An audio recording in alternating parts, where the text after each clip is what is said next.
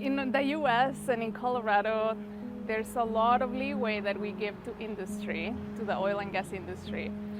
Even right now, our ECMC, which is our agency that regulates oil and gas and energy, is working on rulemaking to make sure that we're regulating them.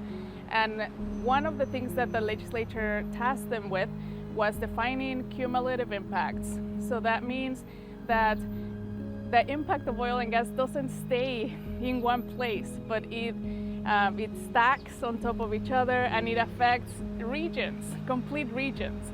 Like, for example, in the Front Range, there's areas of non-attainment. That means that they will never have access to clean air. In 2022, we had the worst air quality in the world because of that stacking effect with the wildfire smoke. So we are saying that the impact doesn't stay in one place, that it affects all our communities. What ECMC in Colorado is saying is that the impact stay within a 1 mile radius. So many of us at the legislature are fighting and making sure that community knows that that is not real, that is not the truth. We also had a 2,000 feet buffer, making sure that they couldn't drill or operate within sensitive zones. And that buffer, now we're saying that they're able to operate within the buffer, that they don't need consent from the community.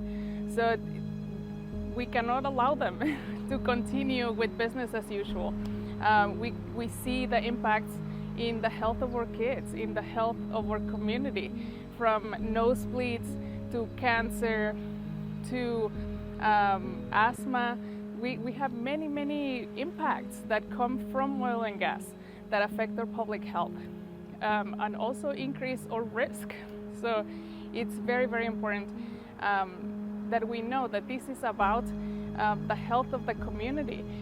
In Colorado, we also have small production companies, and they're not regulated the same way than the bigger players, but all the little producers together have a big impact.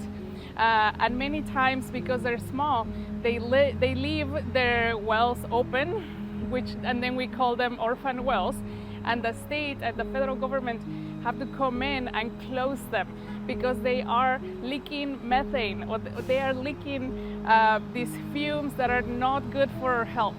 So the impact stays there for generations, stays there for the future. It's not only today, but it continues to be an issue.